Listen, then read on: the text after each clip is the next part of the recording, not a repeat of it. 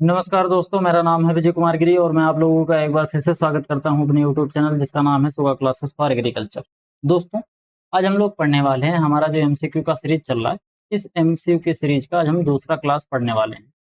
मैं आप लोगों को बता दूं, पढ़ाना शुरू करूं कि इससे पहले मैं जो वीडियो बनाता था वो मैं लाइव बनाता था, लेकिन आप लोगों को अधिकतर बच्चों को पता होगा जो मुझसे लंबे टाइम से पढ़ रहे हैं, उनको पता होगा कि मैं जॉब करता हूँ। तो जॉब करते समय मेरे पास फिक्स टाइम हो नहीं पाता है। मैं लाइव लाने का प्रयास कर रहा था, लगभग मैं 2 महीने तक लाइव आने का प्रयास किया, लेकिन उसमें काफ़ी ज़्यादा कॉम्प्लिकेशन हो गई और मेरी जो दिनचर्या चला करती थी, जो स्मूथ तरीके से चलती थी, मैं जॉब भी करता था और जॉब से आने के बाद प्रॉपर तरीके से आपको पढ़ाता भी था। इसके अलावा जो मैंने पेड कोर्स लॉन्च कर रखा है, उसको भी आपको पता है आप लोगों को कि उसको भी मुझे पढ़ाना पड़ता है।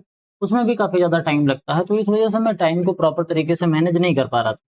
इसीलिए आज से जो मेरी वीडियो आप लोगों को मिलेगी, ये रिकॉर्डेड वीडियो मिलेगी। बिल्कुल किसी भी तरीके का कोई परिवर्तन नहीं होने वाला है, जैसे लाइव में था वैसे ही यहाँ पर भी आपको मिलेगा। आपके जो क्वेश्चन होते थे, जैसे लाइव में जो आप पूछते थे, आपको यहाँ पर क्या करना है, जो क्वेश्चन आप वहाँ लाइव में चैट बॉक्स में पूछते थे, उसी तरीके से आपको कमेंट बॉक्स में पूछ लेना है। मैं हर क्वेश्चन का जवाब, एकदम ध्यान से समझना, जितने भी क्वेश्चन आप लोग पूछोगे, हर क्वेश्चन का जवाब मैं आप लोगों को कमेंट बॉक्स में ही रिप्लाई कर दूँगा। वहाँ से आपका जो कोई भी सवाल होगा, उसका वहाँ से आपको जवाब मिल जाएगा। आपको रोज़ सुबह 7 बजे बिना देर किए हुए मैं कभी भी वीडियो रिकॉर्ड करूँगा, लेकिन आपको सुबह 7 बजे चैनल पर वीडियो मिल जाएगी। प्रीमियर होगी, 7 बजे से प्रीमियर होना स्टार्ट होगी और उसके बाद फिर वो पड़ी रहेगी उस पे। जब आप चाहो तब देख सकते हो। वैसे अगर 7 बजे आप देखना चाहते हो तो सुबह उठो, फ्रेश हो जाओ अपनी दिनचर्या से और दिमाग बिल्कुल फ्रेश माइंड के साथ यहाँ पर आप पहला लेक्चर अटेंड करो। लगभग 1 घंटे का लेक्चर होने वाला रहेगा। ध्यान से पढ़ना, ध्यान से पढ़ के आप अपनी तैयारी को एक नेक्स्ट लेवल पर लेके चलो, क्योंकि जो ये एजीटीए का एग्ज़ाम होने वाला है, काफ़ी ज़्यादा कठिन होने वाला है। आप लोगों ने देखा ही होगा, जो पुराना वाला एग्ज़ाम हुआ था एजीटीए का, काफ़ी कठिन सा क्वेश्चन आया था, दिमाग घुमा देने वाले क्वेश्चन थे। तो उसी तरीके के क्वेश्चन को ध्यान में रखते हुए मैंने ये सीरीज़ स्टार्ट करी है। कल इसका लाइव क्लास हुआ था और आज हम इसका पढ़ने वाले हैं क्या? आज इसका हम रिकॉर्डेड क्लास आप लोगों को उपलब्ध करा रहे हैं। तो मैं आप लोगों को पढ़ाना शुरू करूँ उससे पहले बता देता हूँ कि अगर आप लोग एजीटीए की तैयारी करना चाहते हो या फिर किसी भी और अन्य गवर्नमेंट एग्ज़ाम की तैयारी करना चाहते हो जिसमें एग्रीकल्चर पूछा जाता है, तो आप लोगों के लिए मैंने केवल एक कोर्स लॉन्च कर रखा है। कोर्स का नाम है अल्टीमेट एग्रीकल्चर कोर्स। मैं बार-बार कोर्स नहीं लॉन्च करता, क्योंकि वही बच्चा है जो एजीटीए की भी तैयारी करता है, वही बच्चा है जो आईबीपीएस ईएफओ की तैयारी करता है, वही बच्चा है अगर कॉटन कॉर्पोरेशन ऑफ इंडिया का आ जाता है तो उसकी ही तैयारी करता है। एफसीआई नाबार्ड का एग्ज़ाम आ जाता है तो वही बच्चा उसकी भी तैयारी करता है। बच्चा एक ही है, तैयारी वो 20 तरीके की करेगा, तो 20 तरीके के कोर्स लॉन्च करके बच्चों का पैसा बर्बाद नहीं कराना मेरा उद्देश्य है। मेरा बस यही उद्देश्य है कि अगर कोई बच्चा पढ़ने वाला है, थोड़ा-सा कोर्स भले लेंदी हो जाए, थोड़ा-सा ज़्यादा हो जाए, लेकिन अगर बच्चा प्रॉपर तरीके से अपना फ़ोकस देके, टाइम देके अगर उसने इसको पढ़ लिया, तो एग्रीकल्चर का कोई ना कोई एग्ज़ाम वो बिल्कुल निकाल ले जाएगा, चाहे वो सेंट्रल गवर्नमेंट का एग्ज़ाम हो या फिर स्टेट गवर्नमेंट का एग्ज़ाम हो। तो अगर आप लोग भी विधिवत तरीके से तैयारी करना चाहते हो, तो मेरा अल्टीमेट एग्रीकल्चर का जो कोर्स है, इसमें आपको यहाँ पर ये दिए गए ये सभी सब्जेक्ट हैं, ये सभी सब्जेक्ट बिल्कुल बेसिक से लेके एडवांस लेवल तक आपको अच्छे तरीके से पढ़ाए जाएँगे। और इसके अलावा यहाँ पर आप लोगों को जो कुछ भी पढ़ाया जाएगा उसका आपको पीडीएफ नोट्स मिलेगा। ये जो आपको पीडीएफ नोट्स मिलेगा, हिंदी और अंग्रेजी दोनों भाषाओं में मिलेगा, क्योंकि बहुत से अच्छे बच्चे हैं जो कि हिंदी और अंग्रेजी दोनों भाषाओं में पढ़ना चाहते हैं या फिर केवल अंग्रेजी में पढ़ना चाहते हैं या फिर हिंदी में पढ़ना चाहते हैं।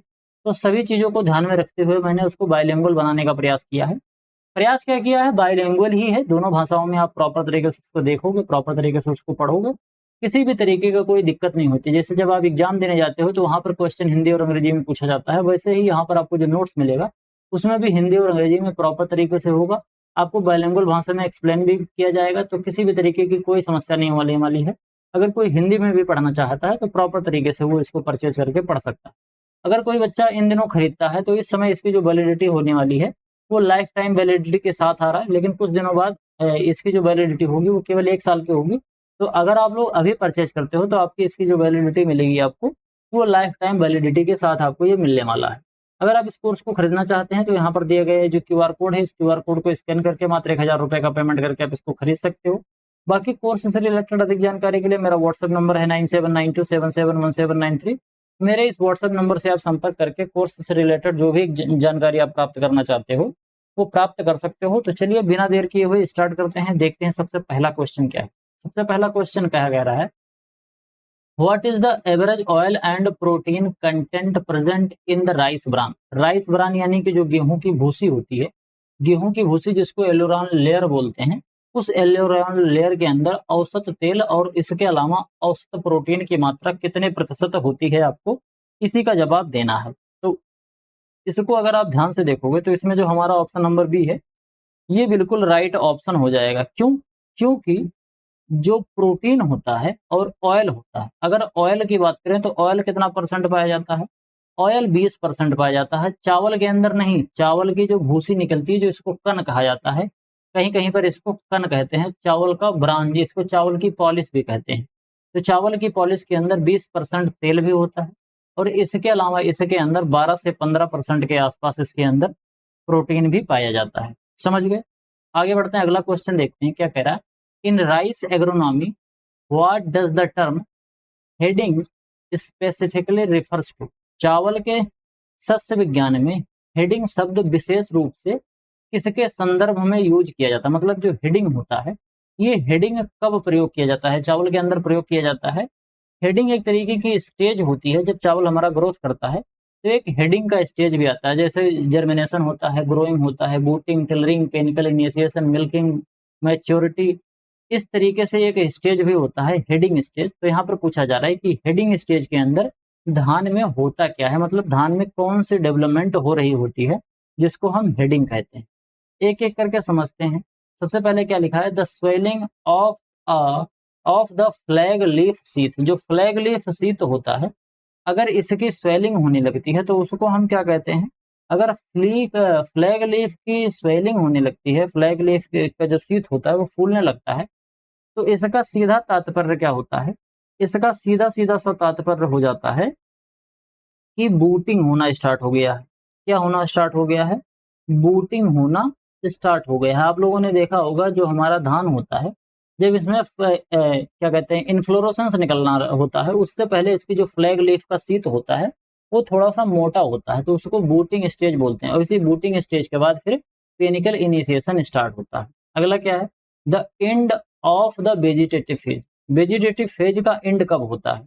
अगर हम इसकी बात करें तो इसमें अगर हम ध्यान से देखेंगे तो जब फ्लैग लीफ निकल जाता है, क्या, जब फ्लैग लीफ निकल जाता है, फ्लैग फ्लैग लीफ निकल जाता है, फ्लैग लीफ के बाद फिर हमारा जो वेजिटेटिव फेज होता है वो खत्म हो जाता है। क्योंकि जैसे ही फ्लैग लीफ निकलेगा, फ्लैग लीफ निकलने के बाद क्या होने लगता है, स्वेलिंग होने लगती है, फिर बूटिंग वाला स्टेज तुरंत आ जाता है और बूटिंग के बाद फिर पेनिकल इनिशिएशन होने लगता है। और पेनिकल इनिशिएशन जो है वो एक तरह का रिप्रोडक्टिव फेज है, जिसके अंदर फ्लावर निकलने की प्रक्रिया शुरू हो जाती है।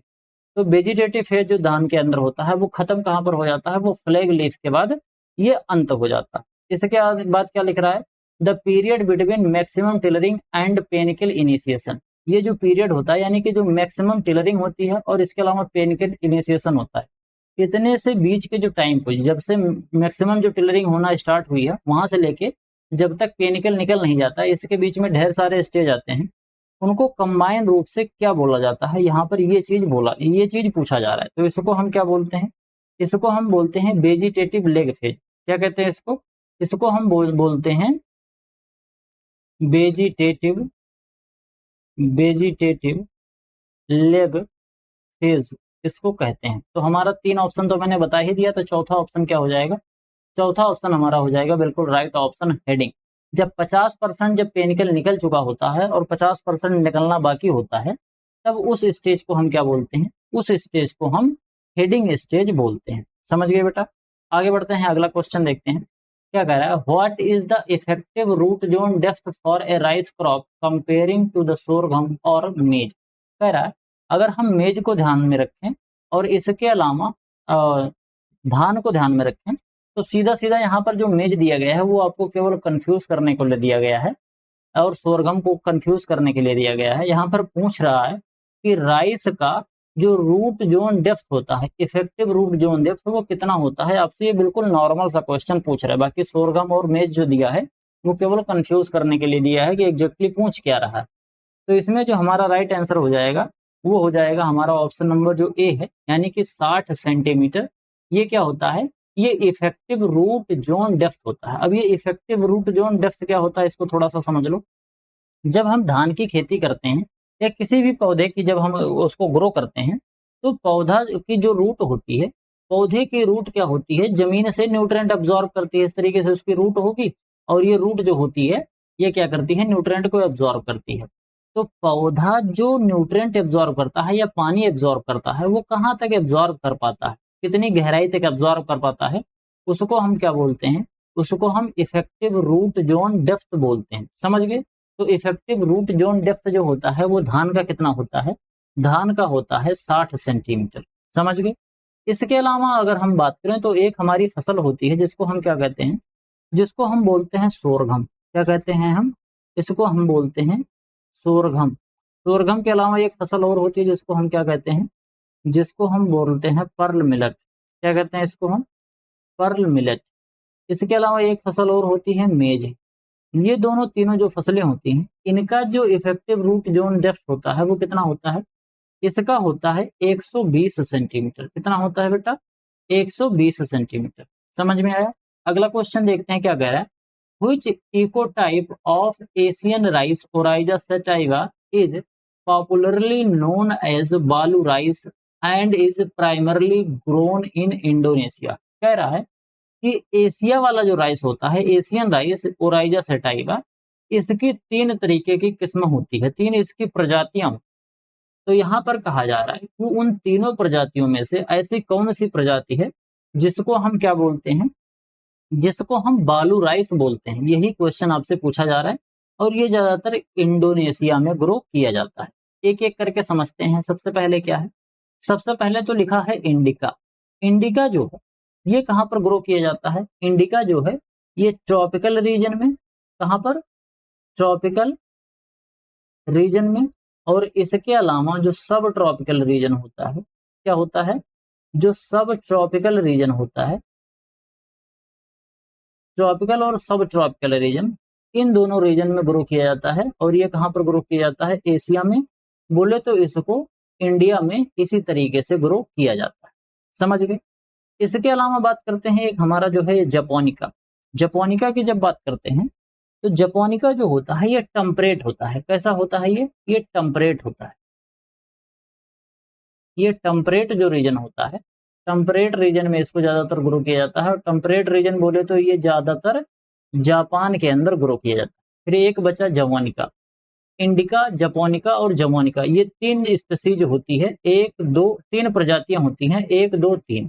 ये जमोनिका जो है ये कहाँ पर ग्रो किया जाता है, ये इंडोनेशिया में ग्रो किया जाता है। कहाँ पर ग्रो किया जाता है इसको, इसको इंडोनेशिया में ग्रो किया जाता है। समझ गए? इसके अलावा बात करते हैं तो जो हमारा ऑप्शन होगा, यानी कि ऑप्शन नंबर सी जो है वो हमारा बिल्कुल राइट ऑप्शन हो जाएगा। एक यहाँ पर आपको क्या दिख रहा है, ये दिख रहा है ग्लेबोरिमा। ये जो ग्लेबोरिमा होता है ये कोई प्रजाति नहीं होती है। ग्लेबोरिमा ऐसा धान होता है जो कि कहाँ पर ग्रो किया जाता है, ग्लेबोरिमा जो होता है ये अफ्रीकन राइस होता है, जो कि अफ्रीका में ज्यादातर ग्रो किया जाता है। कैसा होता है ये अफ्रीकन राइस होता है। समझ गए बेटा?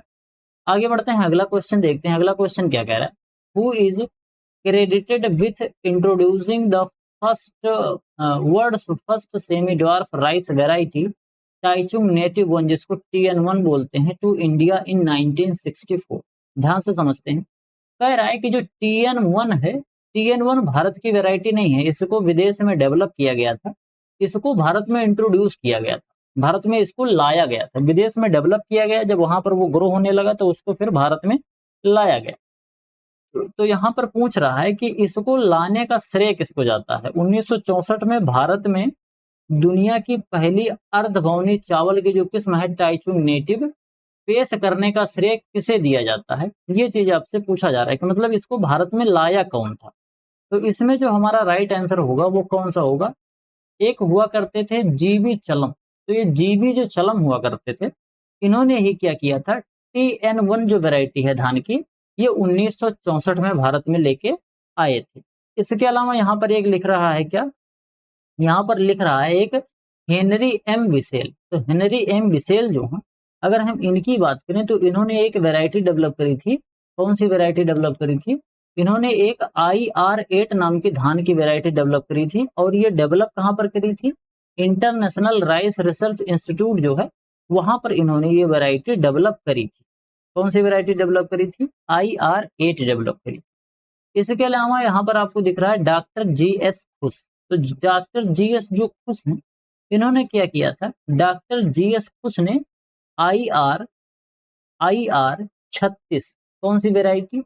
IR36 को इन्होंने डेवलप किया था। और ये भी कहाँ पर डेवलप किए थे?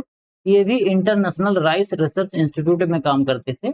इन्होंने ही इस वेराइटी को डेवलप किया था। तो ये दोनों की दोनों वेराइटी जो है IR, ये इंटरनेशनल राइस रिसर्च इंस्टीट्यूट से डेवलप करी गई थी। इसके अलावा अगर हम बात करें तो डॉक्टर जो शास्त्री, डॉक्टर शास्त्री का नाम भी धान से ही रिलेटेड है। और इन्होंने क्या डेवलप किया था? इन्होंने धान की एक वेराइटी है जिसका क्या नाम है? जिसका नाम है जया। इस जया वेराइटी को इन्होंने डेवलप किया था सेंट्रल राइस रिसर्च इंस्टीट्यूट में। कहाँ पर डेवलप किया था? सेंट्रल राइस रिसर्च इंस्टीट्यूट पर डेवलप किया था। और ये कब डेवलप किया गया था? ये 1968 में इसको डेवलप किया गया था। समझ गए बेटा? आगे बढ़ें, आगे बढ़ते हैं, अगला क्वेश्चन देखते हैं। अगला क्वेश्चन क्या कह रहा है? Which renowned professor of biotechnology and genetics is known as mister rice of India and the father of hybrid rice in India. कहा जा रहा है कि इनमें से कौन से ऐसे व्यक्ति हैं जिनको मिस्टर राइस ऑफ इंडिया बोला जाता है या फिर इनको father of hybrid rice in India बोला जाता है।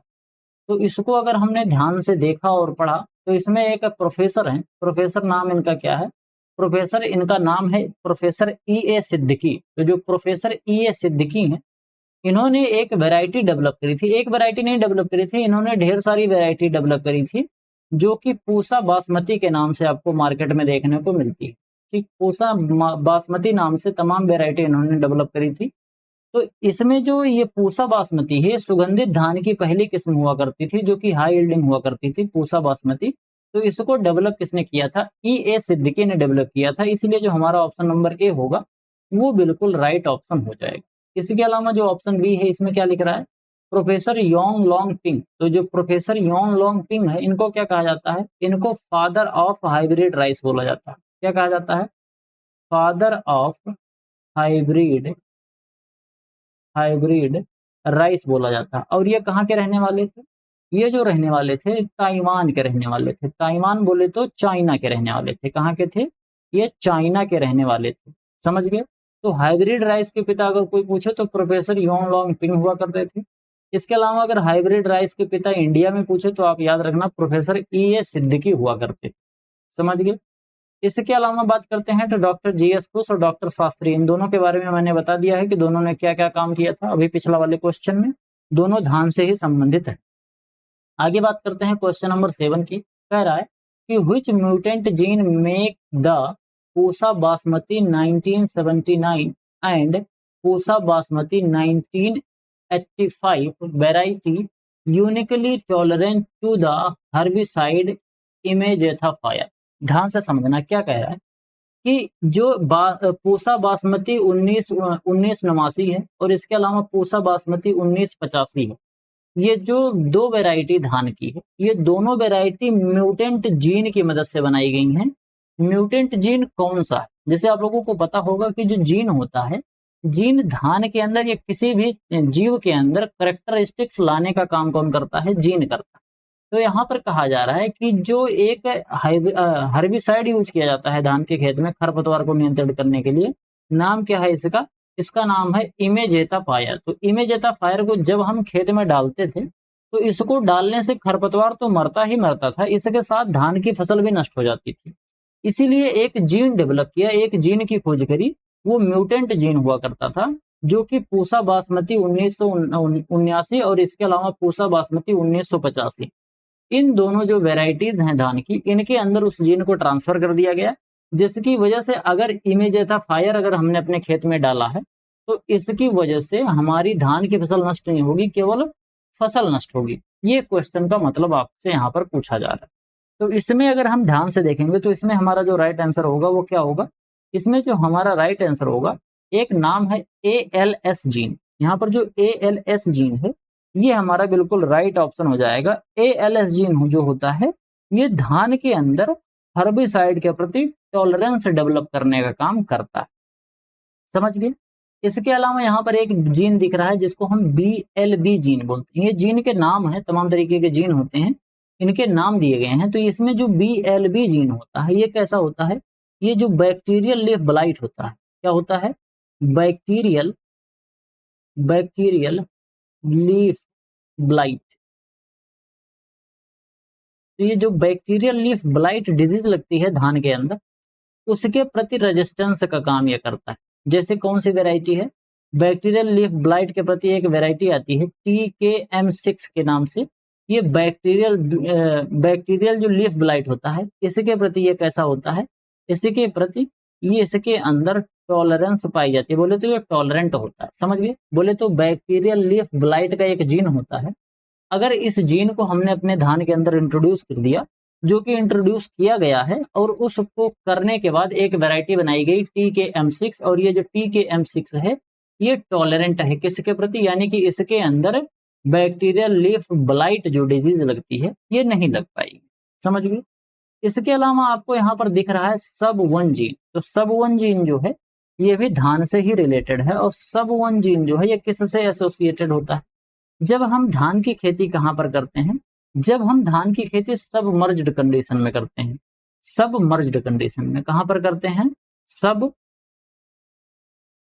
सबमर्जेंस कंडीशन, यानी कि जल भराव वाली स्थिति में, जहां पर ज्यादातर पानी भरा रहता है। जब हम जल भराव वाली स्थिति में खेती करते हैं तो धान की फसल को ज्यादा पानी से सहनशील बनाना पड़ता है। नहीं तो अगर ज्यादा पानी चला गया, किसी दिन पता चला 10-12 दिन तक धान की फसल डूब गई, तो पूरा फसल ही नष्ट हो जाएगी। तो उस चीज से बचने के लिए SUB1 जीन की खोज करी गई है। और ये जो SUB1 जीन है ये किसके अंदर डाला गया है, एक वैरायटी है जिसका क्या नाम है, जिसका नाम है स्वर्णा।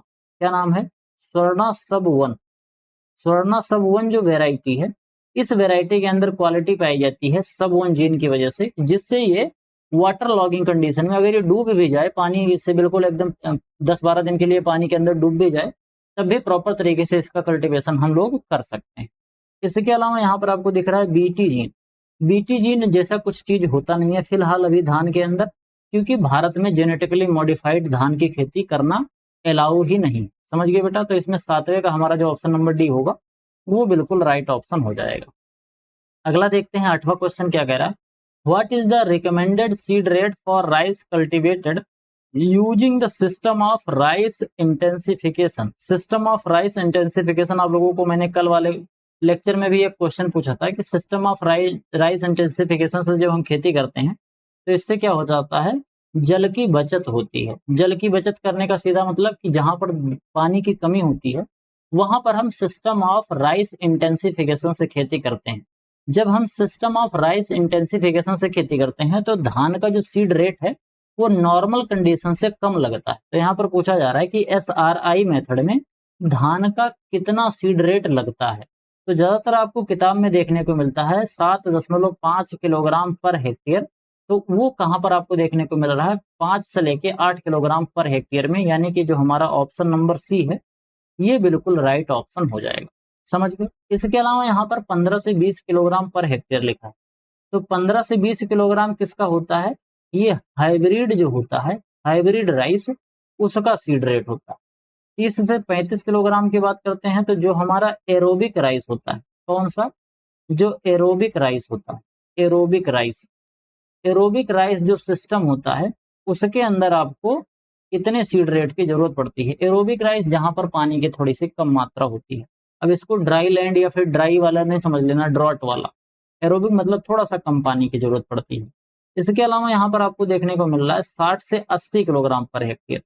तब जब हम डायरेक्ट सीडिंग करते हैं, जिसको क्या कहा जाता है, जिसको हम ड्रिलिंग मेथड बोलते हैं। धान की जो खेती करी जाती है वो केवल ट्रांसप्लांटिंग के मेथड से नहीं करी जाती है, उसको ड्रिलिंग मेथड से भी किया जाता है। तो ड्रिलिंग से जब हम खेती करते हैं तो 60 से लेके 80 kilogram per hectare seed rate की जरूरत पड़ती है। और इसको क्या कहते हैं हम, इसको हम बोलते हैं डायरेक्ट सीडिंग। क्या कहते हैं इसको डायरेक्ट सीडिंग के नाम से भी जाना जाता है, समझ गए।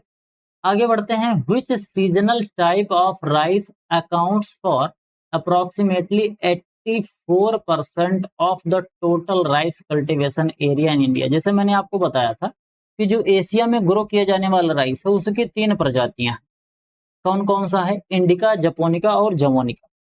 इसके अलावा जो इंडिया में धान की खेती करी जाती है उसको सीजन के हिसाब से, जैसे वहां पर प्रजाति के हिसाब से था, यहाँ पर सीजन के हिसाब से यानी कि मौसम के हिसाब से भारत में जो धान की खेती होती है वो 3 तरीके से होती है। कौन कौन से होता है? एक होता है औस, एक होता है बोरो और एक होता है अमन। औस, अमन, बोरो, ये आपको 3 देखने को मिलते हैं। 1, 2 और एक यहाँ पर 3। औस, अमन, बोरो, ये 3 होते हैं सीजन के हिसाब से धान की खेती में। तो यहाँ पर पूछा जा रहा है कि भारत में 84% एरिया में कौन से धान की खेती होती है। इसको ध्यान से देखो और ध्यान से देख के बताओ कि भारत में 84% जो एरिया में खेती होती है धान की, ये कौन से मौसम में होती है? ये होती है अमन मौसम में। अमन जो होता है इसका मतलब होता है शांति। अमन जो है ये अरेबिक वर्ड होता है, इसका क्या मतलब होता है? इसका मतलब होता है शांति। और भारत में लगभग 84% एरिया में केवल इसी अमन धान की खेती होती है। अब एक एक करके मैं आपको बता देता हूं कि जो अमन धान की खेती होती है इसके सोइंग का टाइम क्या होता है। इसकी जो बुआई करते हैं, अमन धान की जो बुआई होती है ये कब करी जाती है? इसकी नर्सरी डाली जाती है जून में, और कई बार ये जुलाई के लास्ट में भी अगर लेट सोइंग करनी है तो जून जुलाई के महीने में इसमें क्या करी जाती है? इसकी नर्सरी लगाई जाती है, और नर्सरी जैसे तैयार होगी फिर इसकी हम आगे ट्रांसप्लांटिंग करते हैं। तो भारत में ज्यादातर अमन में खेती करी जाती है।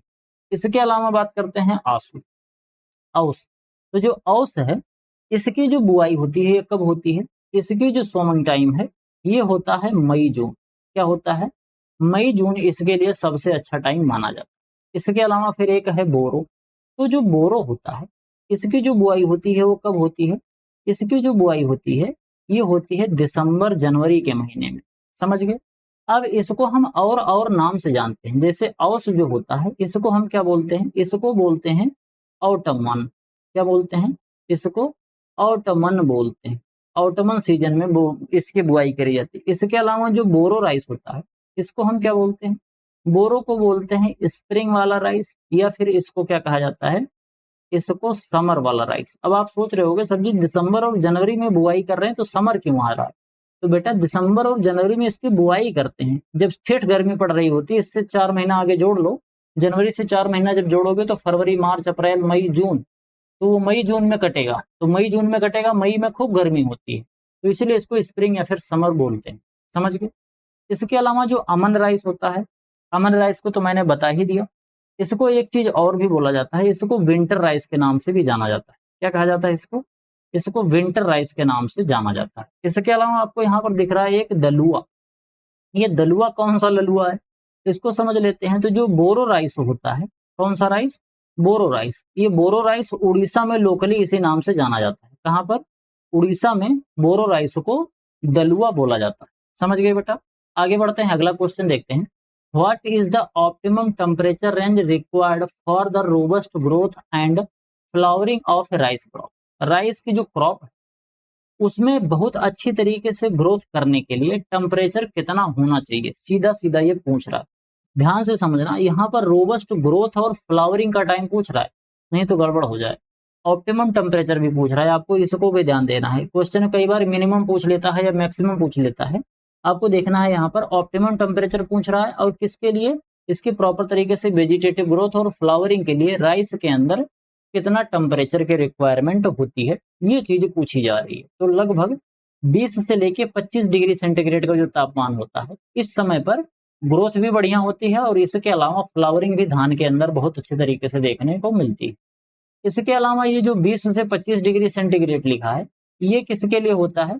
जब हमारा धान जो है ये मैच्योरिटी के टाइम पर आता है। आप लोगों को पता होगा जब मैच्योरिटी का टाइम आता है तो धीरे धीरे ठंडी बढ़ने लगती है। तो ये 20 से लेके 25 डिग्री जो सेंटीग्रेड टेम्परेचर होता है, इतने ऑप्टिमम टेम्परेचर पर धान की मैच्योरिटी प्रॉपर तरीके से हो जाती है। समझ के? इसके अलावा एक चीज और याद कर लेना, जो राइस है, राइस की जो जर्मिनेशन होता है, क्या होता है? राइस का जो जर्मिनेशन होता है, राइस का प्रॉपर तरीके से जर्मिनेशन कराने के लिए 27 डिग्री सेंटीग्रेड टेम्परेचर की जरूरत पड़ती है। आप लोग देख रहे होंगे कि जर्मिनेशन में सबसे ज्यादा टेम्परेचर चाहिए, उसके बाद धीरे धीरे टेम्परेचर घटता जाता है। क्यों? क्योंकि जब हम इसकी बुआई करते हैं मई जून में उस समय टेम्परेचर ज्यादा होता है, फिर धीरे धीरे उधर ठंडी के नजदीक आते आते टेम्परेचर धीरे धीरे घटने लगता है। समझ गए बेटा यहाँ तक बात? आगे बढ़ते हैं, अगला क्वेश्चन देखते हैं। थोड़ा सा तबीयत खराब लग रही है, रूटीन बहुत खराब हो गया है। मतलब ऐसे समझ लो कि 10-12 दिन से मैं सुबह 4:30 बजे सो रहा हूँ और 8 बजे जग रहा हूँ। मतलब 3.5 घंटे और 4 घंटे नींद हो नहीं पा रही है। इस वजह से थोड़ा सा प्रॉब्लम हो रही है। अब इसको मैं 2 दिन थोड़ा सा आराम करके इसको सेट करूँगा। दिन में जब टाइम मिलेगा उसको रिकॉर्ड कर लूँगा, क्योंकि वो जो मैं लाइव पढ़ाता था उसमें बहुत ज़्यादा प्रॉब्लम हो रही थी। कई बार नेटवर्क प्रॉब्लम हो जाती थी, कई बार मेरे पास टाइम नहीं हो पाता था। बहुत ढेर सारा दिक्कत हो रही थी, तो इसलिए मैंने कहा कि अब रिकॉर्डिंग ही पढ़ाएँगे, वो ज़्यादा सही है। अगला देखते हैं क्या कह रहा है। Which among the following is recognised as the first biofortified rice variety developed in India specially rich in zinc. ध्यान से समझना, यहाँ पर एक शब्द लिखा है बायोफोर्टिफाइड। बायोफोर्टिफाइड का क्या मतलब होता है?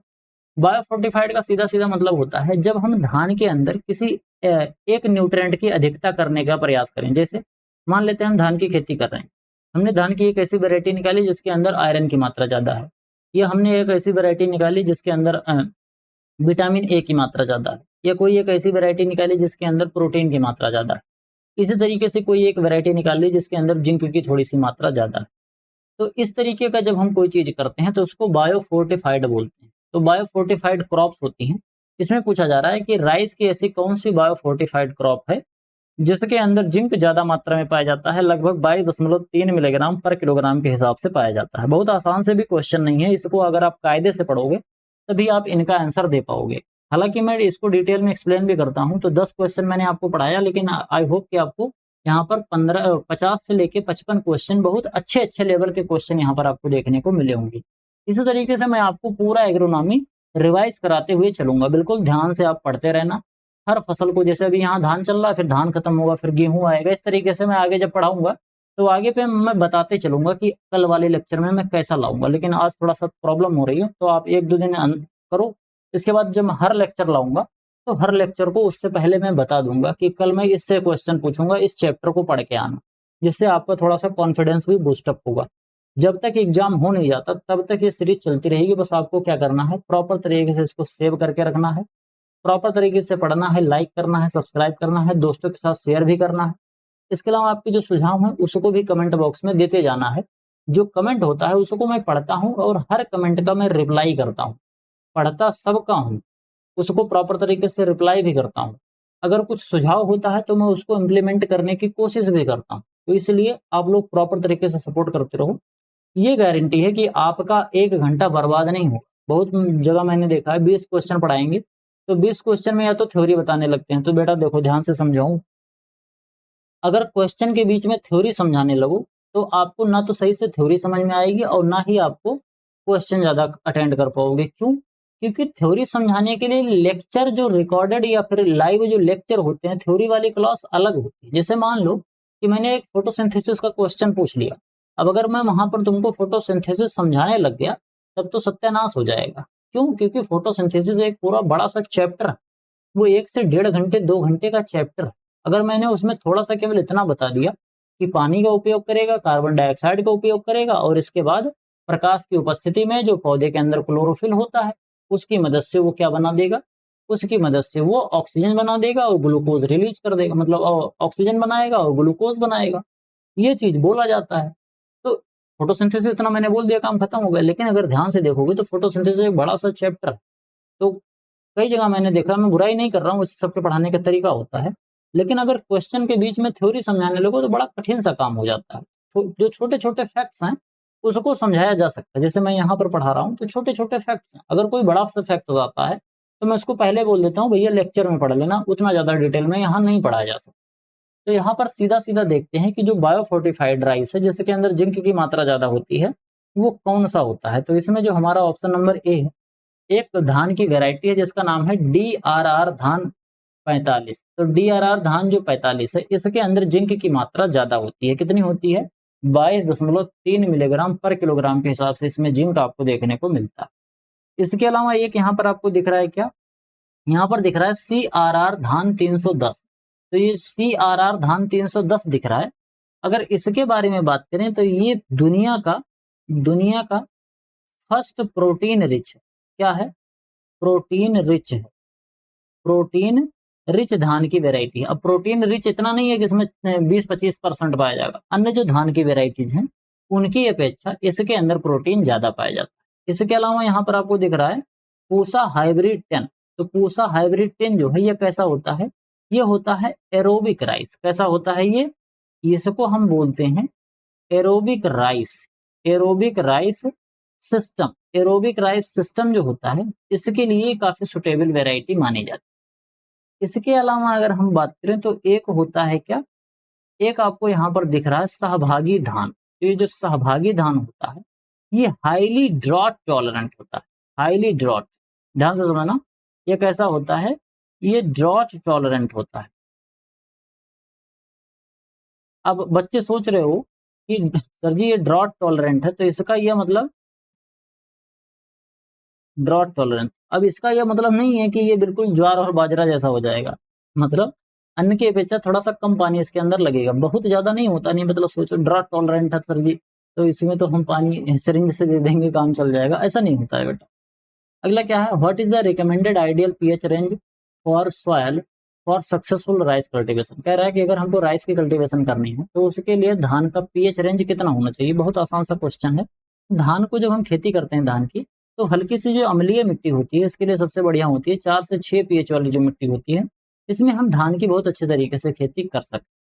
इसके अलावा बात करते हैं how many total species belong for the genus Oryza and how many among them are cultivated. कह रहा है कि जो ओराइजा जीनस है, ओराइजा जीनस के पास ढेर सारी स्पीसीज हैं, जैसे ओराइजा सेटाइवा है, ओराइजा ग्लेबेरिमा, इस तरीके से तमाम वेराइटी होती हैं। पूछ रहा है टोटल कितनी है और उसमें से खेती कितनी करी जाती है।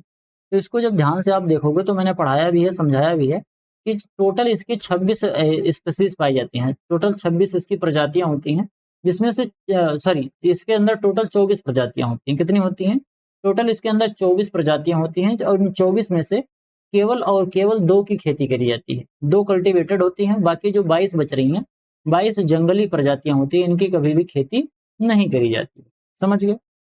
अब इसमें ये जो 2 की खेती करी जाती है दोनों कौन कौन सा है, एक तो आपको मैंने बता ही दिया ओराइजा सेटाइवा, ओराइजा सेटाइवा जिसकी 3 स्पीसीज होती हैं, जिसके वो 3 प्रजातियां पाई जाती हैं। मैंने आपको बताया था ना, जपोनिका, जवोनिका और इंडिका। एक तो ओराइजा सेटाइवा है और एक मैंने आपको अभी बताया था थोड़ी देर पहले, आप याद करो, अफ्रीकन राइस बताया था, ग्लेबेरिमा, वो है। कौन सा है, ओराइजा, ओराइजा ग्लेबेरिमा। समझ गए बेटा। आगे बढ़ते हैं, अगला क्वेश्चन देखते हैं। In 1946 where was the central rice research institute establish in India. 1946 में सेंट्रल राइस रिसर्च इंस्टीट्यूट जो है ये कहाँ पर एस्टेब्लिश किया गया था, ये आपसे पूछा जा रहा है। आसान सा क्वेश्चन है, बहुत ज्यादा दिमाग नहीं लगाना है। सेंट्रल राइस रिसर्च इंस्टीट्यूट कहाँ पर है, कटक उड़ीसा में है, जो कि 1946 में इसको डेवलप किया गया था। इसके अलावा यहाँ पर क्या दिख रहा है, राजेंद्र नगर हैदराबाद। राजेंद्र नगर जो हैदराबाद है, यहाँ पर all India coordinator project, all India coordinated rice improvement project, AICRIP, एक्रिप जिसको बोलते हैं, all India coordinated rice improvement project जो था ये 1965 में यहाँ पर स्टेब्लिश किया गया था। कहाँ पर, राजेंद्र नगर हैदराबाद में। इसके अलावा यहाँ पर लिख रहा है क्या, यहाँ पर लिख रहा है लॉस वेनस फिलीपींस। तो ये फिलीपींस में क्या है, इसके बारे में मैंने कई बार बताया है कि जो इंटरनेशनल राइस रिसर्च इंस्टीट्यूट है इसको यहाँ पर स्टेब्लिश किया गया था। और कब किया गया था, ये 1960 में स्टेब्लिश हुआ था।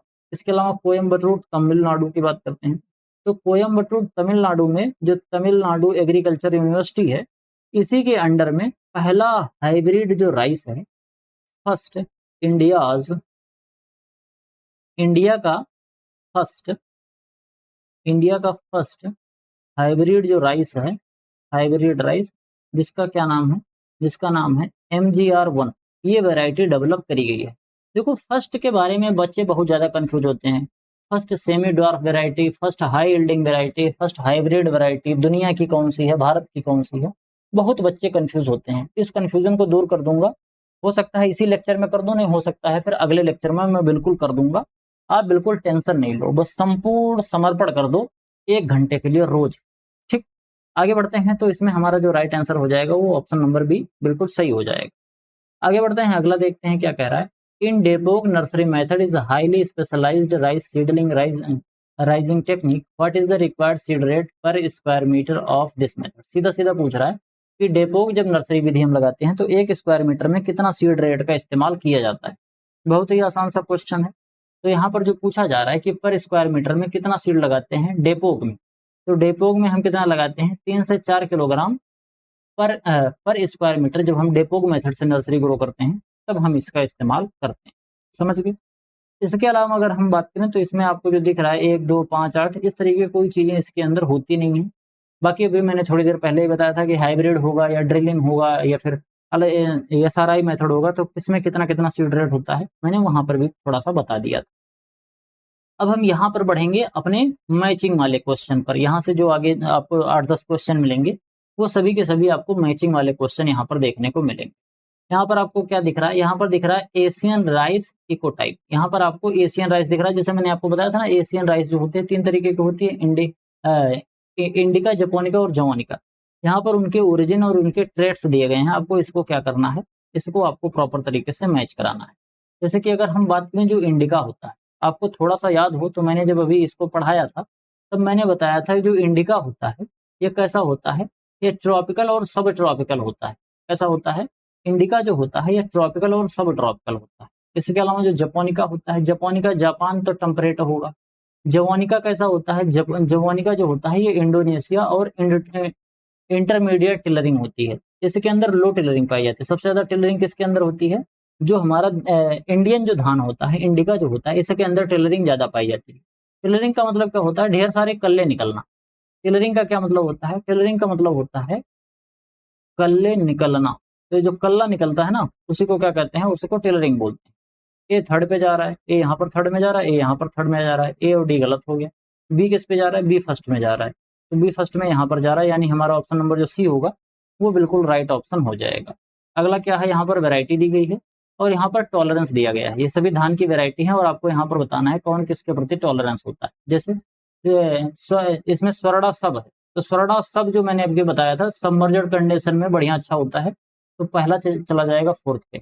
इसके अलावा क्या है, एक जलमगन। तो जलमगन अगर वैरायटी की अगर हम बात करें तो जलमगन जो धान की वैरायटी होती है, इसके अंदर क्या क्वालिटी पाई जाती है, इसके अंदर सबसे अच्छी क्वालिटी ये पाई जाती है कि ये डीप वाटर टॉलरेंट होती है। मतलब बहुत गहरा पानी होगा तो भी ये लग जाएगा।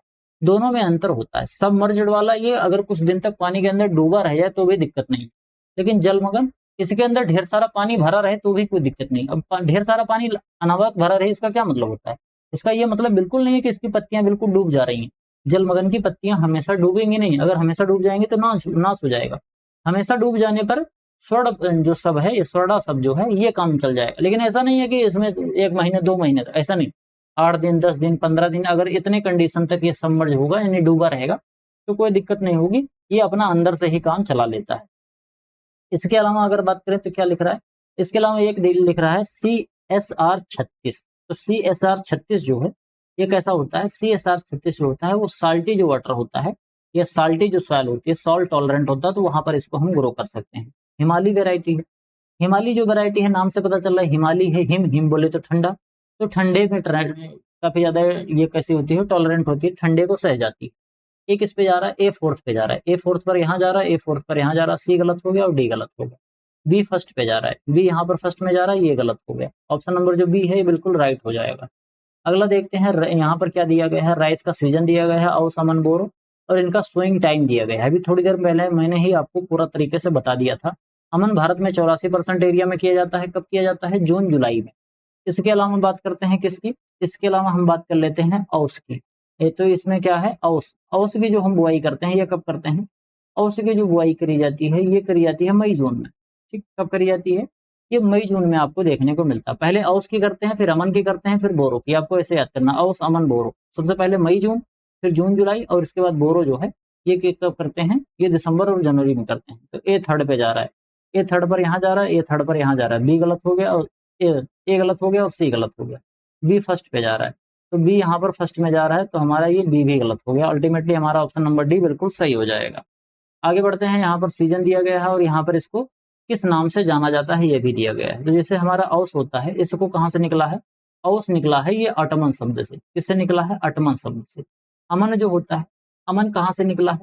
अमन जो है ये निकला हुआ है क्या कहते हैं इसको, अमन अमन इसको विंटर बोलते हैं। क्या कहते हैं इसको? अमन को विंटर बोलते हैं। इसके अलावा बोरो जो है इसको क्या कहते हैं? स्प्रिंग या फिर समर राइस इसको बोला जाता है। ए जा रहा है थर्ड पर, ए थर्ड पर यहाँ जा रहा है और ये थर्ड पर यहाँ पर जा रहा है। बी और डी गलत हो गया। बी किस पे जा रहा है? बी फर्स्ट पे जा रहा है। बी यहाँ पर फर्स्ट में जा रहा है। ऑप्शन नंबर हमारा जो बी है ये बिल्कुल राइट ऑप्शन हो जाएगा। समझ गए बेटा? आगे बढ़ते हैं। यहाँ पर क्या लिख रहा है? यहाँ पर सोइंग के मेथड लिखे गए हैं और यहाँ पर उनका सीड रेट लिखा गया। ब्रॉडकास्टिंग में कितना यूज करते हैं? अगर हमको छिटकवा विधि से लगाना है तो सीधा सीधा मतलब कि छिटकवा विधि से ज्यादा सीड रेट की जरूरत पड़ती है 100 किलोग्राम। अगर ड्रिलिंग करते हैं तो 60 किलोग्राम, अभी थोड़ी देर पहले ही बताया था। हाइब्रिड है तो कितना? हाइब्रिड है तो 15 से 17 देखने को मिलता है। और इसके अलावा जो एरोबिक राइस है, एरोबिक राइस सिस्टम में कितना होता है? 30 से 35 होता है, इसको भी बताया था। ए किस पे जा रहा है? ए जा रहा है फोर्थ पर। ए फोर्थ पर यहाँ जा रहा है, ए फोर्थ पर यहाँ जा रहा है। बी गलत हो गया और डी गलत हो गया। बी किस पे जा रहा है? बी थर्ड पे जा रहा है। बी यहाँ पर थर्ड में जा रहा है, ए भी गलत हो गया। अल्टीमेटली हमारा ऑप्शन नंबर जो सी है ये बिल्कुल राइट ऑप्शन हो जाएगा। मजा आ रहा है?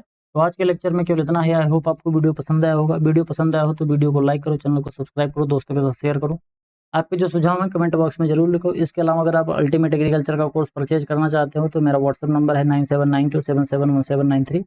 मेरे इस व्हाट्सएप नंबर से आप संपर्क करके कोर्स से रिलेटेड जो भी आपको जानकारी प्राप्त करनी है अपनी जानकारी प्राप्त कर सकते हो और अपनी एजीटीए की तैयारी बहुत अच्छे तरीके से कर सकते हो। मिलते हैं किसी दूसरी वीडियो में, तब तक के लिए इजाजत दीजिए।